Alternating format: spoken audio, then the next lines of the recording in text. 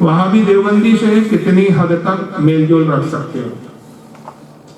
देखिए, मजहबी मामलों में तो इनसे मेल जोल रखना बिल्कुल नाजायज़ है। मजहबी मामला की होते हैं कि इनकी मस्जिद में जाके नमाज पढ़ना, इनकी इब्तिदा में नमाज पढ़ना, या ये अपनी मस्जिदों में आए तो उसको पसंद करना, इनके मजहबी दीनी जलसों में जाना, ये बिल्कुल कतई जायज़ नहीं है, ये सख्त हराम है।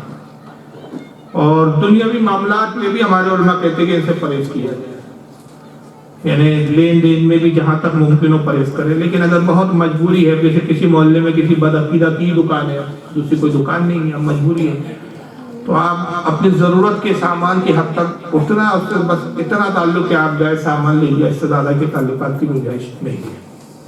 अगर वो अपनी कोई दीनी बात कहें तो साफ कह दीजिए कि भाई साहब, मैं आपके कारोबार के सिलसिले में अपने ताल्लुकात की बुनियाद पर आता हूँ, लेन देन के मामले में आता हूँ, आपसे मुझे मजहब सीखना नहीं, मजहब की बात जब सुनना रहेगा, मेरे अपने उलमा मौजूद है, हमारी अपनी किताबें मौजूद है। तो दुनियावी मामलात में कुछ मामलों में इजाज़त है, कुछ में नहीं है, लेकिन दीनी किसी भी मामले में इजाज़त नहीं है। मसलन उनसे, उनकी औरतों से निकाह करना, ये भी जायज़ नहीं है, या उनके घर से किसी लड़की को अपने घर ब्याह कर लाना, ये भी जायज़ नहीं है। और मर जाए तो उनकी मैयत में जाना, और ये कोई हमारे मौलवियों की बात नहीं है, सही मुस्लिम की हदीस है, आका सल्लल्लाहु अलैहि वसल्लम फरमाते हैं कि बद्दीन से ना शादियाँ करो, ना उनको लड़कियाँ दो, ना अपनी लड़कियाँ उनसे लाओ।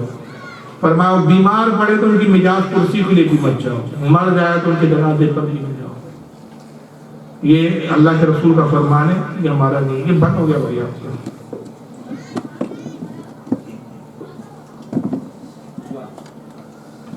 दूसरा सवाल है कि क्या है, सुतरे के सही हुक्म क्या है? अच्छा, सुतरा जो रहता है, देखिए सुतरा क्या कहते हैं, पहले इसको समझ लीजिए कि ऐसी मस्जिदें होती है कि जहाँ नमाज पढ़ रहे तो आने जाने वाले सामने से गुजर जाते हैं, दीवार की आड़ नहीं होती, कोई कॉलम पिलर नहीं होता, तो शरीयत में गुंजाइश भी ऐसी जगह कि एक सुतरा रख दिया जाए। सुतरा मतलब कोई आड़, ऐसी चीज़ के एक आड़ हो, उसके उस तरफ से तो कोई शख्स गुजर जाए, चला जाए तो नमाज नहीं, नमाज में कोई खलल नहीं आता। अच्छा, याद रखिए कि नमाज की हालत में कोई सामने से गुजर जाए तो उससे नमाज नहीं टूटती। ये लोगों में गलत फहमी क्या है, जो कोई सामने से गुजर जाए तो क्या करते हैं, नमाज तोड़ देते, और नमाज टूट गई। अरे नमाज कोई धागा है जो गुजरा तो टूट गया? अल्लाह से क्या धागे का कनेक्शन तो नहीं, बल्कि गुजरने वाला गुनहगार होता है। नमाजी की नमाज में खलल नहीं आता, नमाजी के लिए हुक्म यह है कि वो अपनी नमाज को जारी रखे। लेकिन जो जानबूझकर कसदन, जिसको मालूम है कि नमाज पढ़ा तब भी उसके सामने से गुजर जाए तो उसका गुनाह कितना है? ये रिवायत में आया था, फरमाते हैं कि क़यामत में अगर वो शख्स उस गुनाह की तलाफी में, यानी उस गुनाह को मिटाने के लिए 500 साल भी खड़ा रहे तो गुनाह उसका माफ नहीं, इतना सख्त गुनाह। तो कसदन किसी नमाजी के सामने से गुजरना नहीं चाहिए। अब ऐसी मस्जिद है, बड़ी मस्जिद है, जुमे के दिन ये मसला खासतौर से पेश आता है कि अब लोग सुन्नतें अदा कर रहे हैं, तो अब क्या सामने से गुजरे नहीं, तो उसके लिए सुतरे के में गुंजाइश। सुतरा ये होता है कि कोई हाथ बना दी जाए, तो शरीयत में उसकी एक हाथ, यानी यह एक हाथ होता है, कम से कम इतना ऊंचा हो, एक लकड़ी या एक छड़ी आप रख दें, और या मतलब कोई भी ऐसी शय जिसका जो हाइट है एक हाथ के करीब हो, मतलब तो ऐसी चीज रख दे, तो उसके बाद फिर कोई वहां से गुजरता है तो फिर वो गुनाहगार नहीं होगा, नमाज में से कोई खलल तो वैसे भी नहीं आता, वैसे भी नहीं आएगा, गुनाहगार। अब आजकल मस्जिदों में एक जगह है, शायद आपके अभी होंगे, कि वो तख्तियाँ जैसी बाकायदा बोर्ड काट के वो बना के रख दिए जाते हैं, तो वो ज़्यादा बेहतर है। अगर नहीं है तो मस्जिद में आप लोगों ने रखना चाहिए। और जब कोई ऐसा शख्स ऐसी खुली जगह नमाज पढ़ रहा है कि जहाँ पे कोई आड़ नहीं है, सामने दीवार नहीं है, कोई पिलर नहीं है, तो वो सामने उसको रख दे तख्ती को, तो उसको बहरहाल सुतरा कहते हैं। तो कम से कम वो इतना होना चाहिए का, 1 फीट उसको समझ सकते हैं आप अंदाजा। बार-बार बनता है इतना। अस्सलाम वालेकुम हज़रत। वालेकुम अस्सलाम। हज़रत, मेरा एक क्वेश्चन है कि आजकल के दौर में जो देखा जा रहा है, एक्स मुस्लिम जो हैं, आप लास्ट टाइम मैंने खरदा में आपसे मिला था, तो इस मामले में मैंने आपसे कहा था कि मैंने क्वेश्चन करने की कोशिश की थी, मगर मजलिस में मुझे मना कर दिया गया था। एक्स मुस्लिम जो आजकल बहुत से ऐसे लोग जो मुस्लिम हैं, मगर वो अपना ये एजेंडा को हमेशा बना के रख रहे हैं कि एक्स मुस्लिम ये करो वो करो, और लास्ट एट द एंड वो दिखा रहे कि अल्लाह ही नहीं है और है मुस्लिम, इस किस्म से वो बात कर रहे हैं। तो आपका सवाल क्या है इस पर? सवाल ये है कि ये लोग बहुत ही तादाद में बढ़ रहे हैं। खुद तो गलती कर रहे हैं और ऐसे ऐसे में आप अपनी बात रख नहीं पा रहे, लेकिन मैं समझ गया आप बोलना क्या चाह रहे हैं। एक्चुअल में एक नया फितना आया, बहुत सारे फितने उम्मत में, मैं तो चंद चीजें दिखाया, क्या क्या दिखाया। एक एक्स मुस्लिम नाम से भी एक ग्रुप वजूद में आया है। इसमें कुछ ज्यादातर तो वो लोग हैं जो पहले जाकिर नाइक के फॉलोअर्स होते थे, जाकिर नाइक को सुनते थे, जाकिर नाइक के बहुत फैन थे, बल्कि बहुत उसमें एक दो तो वो है, उसमें एक साहिल करके शख्स है कोई, वो तो कहता है कि मैं जाकिर नाइक के साथ रहा हूँ, बम्बई का है, वो कहता है मैं जाकिर नाइक का मतलब असिस्टेंट जैसा रहा मेरे साथ। तो ऐसे लोगों का अंजाम यही होता है कि जो बातिल फिरकों के साथ रहते तो ज्यादा सोचते हैं, फिर जब पैगंबर की भी इज्जत नहीं रहती, औलिया से भी अपने आप को ग्रेट समझते हैं, फिर वो मिर्जा जैसी हालत हो जाती है कि पैगंबर भी कोई शय नहीं। फिर एक वक्त ये आता है कि इस्लामी में भी खामियां नजर आती है, जैसे इसको अबू हजरत उमर तक पहुंच गया, अबू बकर तक पहुंच गया। तो ऐसे लोगों का ये अंजाम होता है कि बाद में ये हुआ कि इस्लाम पे रिसार्च तहकीक, इस्लाम में बहुत सारी चीजें ये है कि जिसमें कुरैद से मना किया गया, जैसा है कुरान में हदीस में, उसको मान लो। अगर आप हर चीज को प्रैक्टिकली समझने की कोशिश करोगे तो गुमराह हो जाओगे। जैसे मिसाल के तौर पे कब्र में अजाब होता है, अभी हदीस में हमारा ईमान है कि अगर कोई गुनाहगार है तो उसको कब्र में अजाब होता है, नेकोकार है तो उसको कब्र में जन्नत की उसके लिए खिड़की खोल दी जाती है। इस पर हमारा ईमान है। अब ये चीज कैसी है कि कुरान इसकी तारीफ बयान करता है कि वल्लज़ीना युमिनूना बिल गैब, मोमिन वो है जो छुपी बातों पर, गैब पर ईमान लाते हैं। ईमान की तारीफ ये बयान की गई कि छुपी हुई बातों पर ईमान लाए। अब कोई वहाँ साइंसी उसूल लागू करे, अक़ल से कयास करे कि भाई जन्नत की खिड़की खोलती है, तो हमने तो सैकड़ों कब्रें खोदी तो हमको तो कभी कोई जन्नत की खिड़की दिखी नहीं, सैकड़ों कब्रें हमने खोदी तो कभी कोई आग का एक शोला भी नहीं दिखा हमको, एक चिंगारी भी नहीं दिखी। तो ये सब इस्लाम की बातें तो बचकानी और ढकोसलेबाजी लगती है। तो जो अक्ल से बहुत ज्यादा सोचते हैं ऐसे लोग बहुत जल्दी गुमराह होते हैं। हर चीज को अक्ल की कसौटी पे नहीं परखा जा सकता। बहुत सी चीजें दुनिया में ही खुद ऐसी चीजें जो अक्ल में नहीं आती है। तो ये लोग क्या करते हैं रिसर्च के नाम पे कि नहीं भाई हर उस चीज को हम मानेंगे जो हमारी अक्ल में आएंगी, जो साइंटिफिक होंगी। नतीजा ये होता है कि एक वक्त आता है कि गुमराह हो जाते हैं। तो इस तरह का एक ग्रुप वजूद में आया है जो अपने आप को एक्स मुस्लिम बोलता है। एक्स मुस्लिम नहीं तो उन्होंने नऊज़ बिल्लाह मिन ज़ालिक इस्लाम छोड़ के मुर्तद हो गए, इस्लाम से खारिज हो गए, दूसरे मजहब को कबूल कर लिया। अच्छा, हिंदुस्तान की ऐसी फिजा है कि ये मुसलमान होकर जिस फिरके में, जिस मजहब में गए हैं, वहाँ हजारों बातें ऐसी है कि उस पर हम भी बात कर सकते हैं, लेकिन ये बोले तो साहब रिसर्च और तहकीक है, हम बोले तो साहब गुस्ताखी हो जाती है, केस बन जाते हैं, यानी हमें इजाजत नहीं है बोलने की। तो ये लोग क्या कर रही है, ऐसे मुस्लिम ये मीडिया पर आते हैं, चैनल पे आते हैं और आके इस्लाम के खिलाफ बकवास करते हैं। ये मेराज नबी का मजाक उड़ाएंगे, कब्र का मजाक उड़ाएंगे, अल्लाह की सिफात का मजाक उड़ाएंगे, रसूलुल्लाह पे तनकीद करते हैं माज़अल्लाह। ये ऐसी गुस्ताखी करते हैं कि हम उसको सुन नहीं सकते, लेकिन इस ढंग से पेश करते हैं जिसको कि हमारे नौजवान हुई में कहा कि जब इल्म नहीं होता और इनको सुनते तो इनको सुनकर भी कई लोग गुमराह हो गए और इस्लाम से बदतर हो गए। तो अब इनसे निपटने का तरीका क्या है, यही पूछना चाहते हैं। अब मैं समझ गया, मफहूम ये है कि भाई ऐसे लोगों को कैसे करें।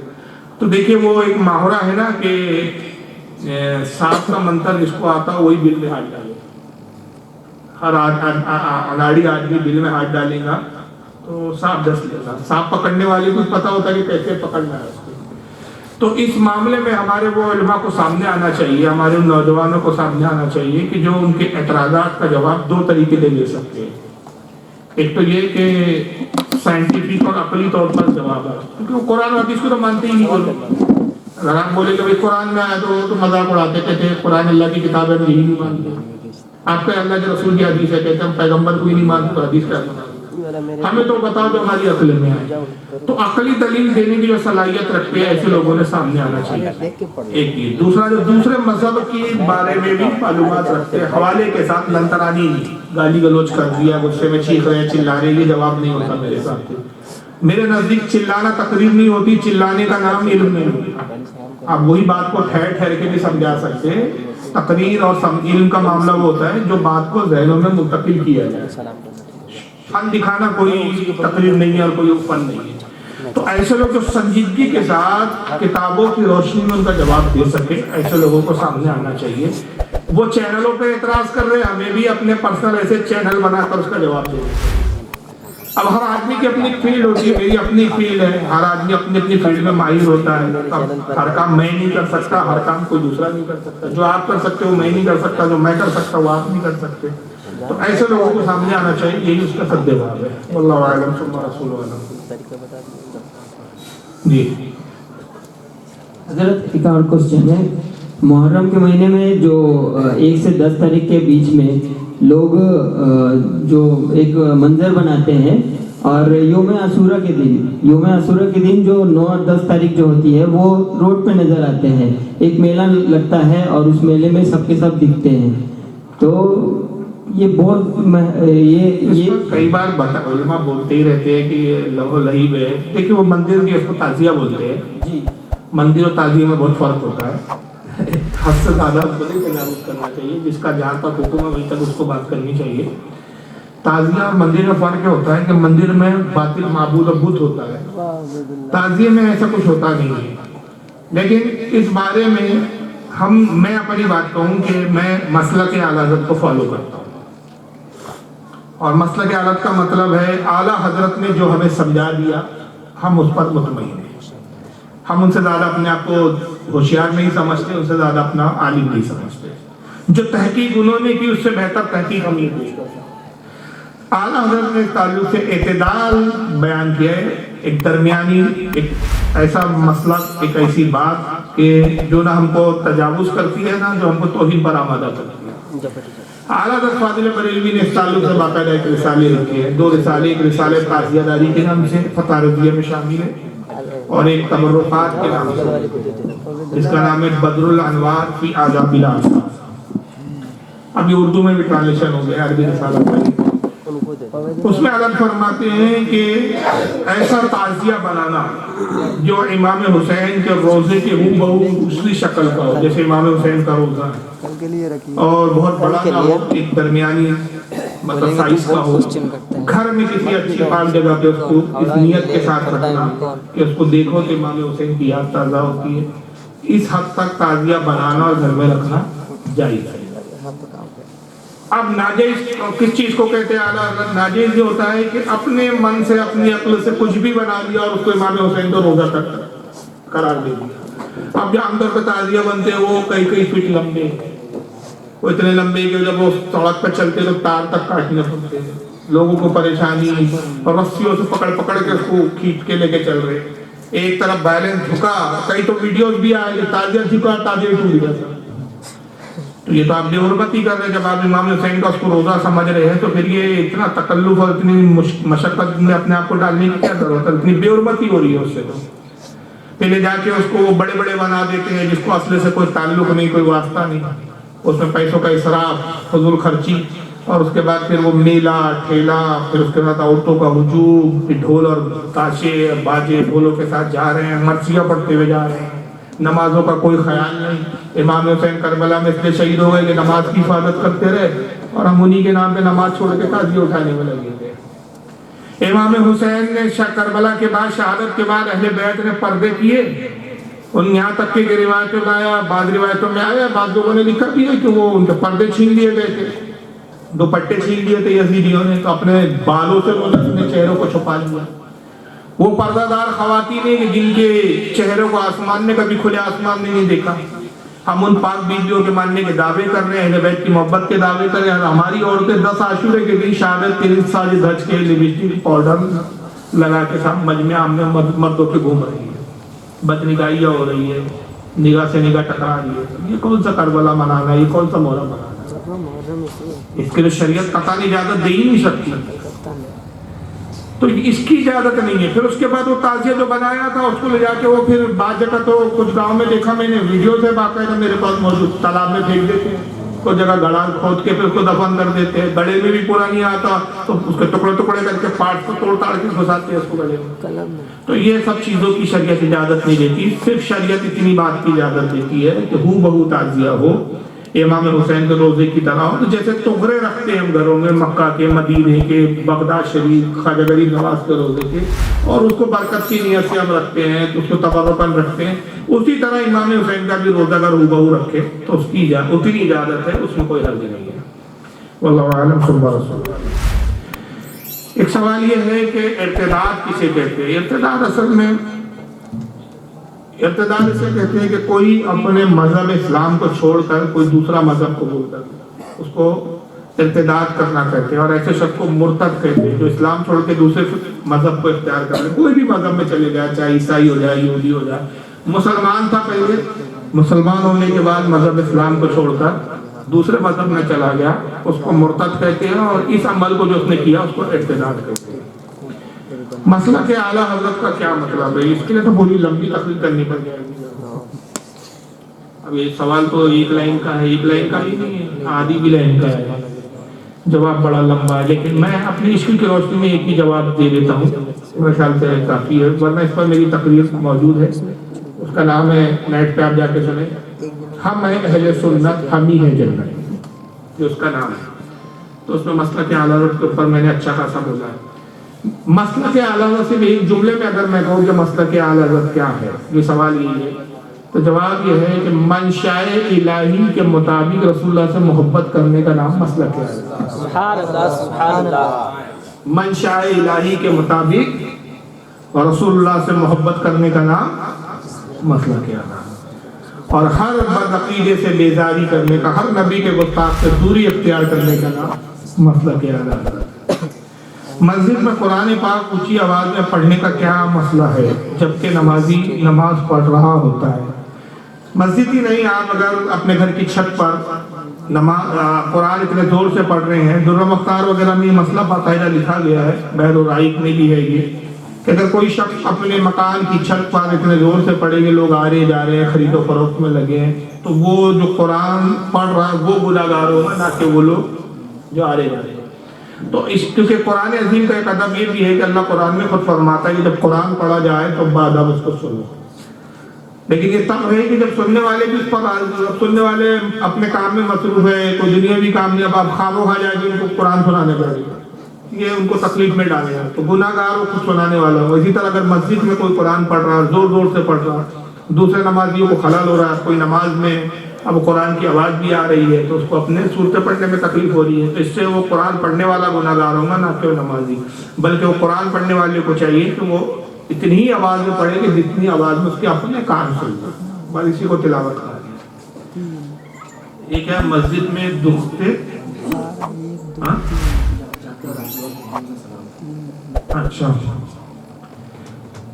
دیکھیے، مسجد میں داخل ہوتے وقت اور جاتے وقت اس بارے میں تو باقاعدہ ایک حدیث آئی ہے، اس کو ابن قیم جوزیہ جو غیر مقلدوں کا بہت بڑا علامہ ہے، اس کی کتاب ہے ضیاء الافاق، اس میں بھی اس نے نقل کیا ہے۔ ہمارے اہل سنت کی بھی کتابوں میں، کتاب الشفا میں امام قاضی عیاض نے لکھا ہے، نسیم الریاض میں امام شہاب الدین خفاجی نے لکھا ہے، بہت سارے محدثین نے لکھا ہے، حتیٰ کہ امام مالک نے الموطا میں بھی لکھا ہے اس کو، کہ جب کوئی مسجد میں آئے اور مسجد میں کوئی نہ ہو تو آقا کہتے ہیں کہ وہ کہیں السلام علیکم یا رسول اللہ۔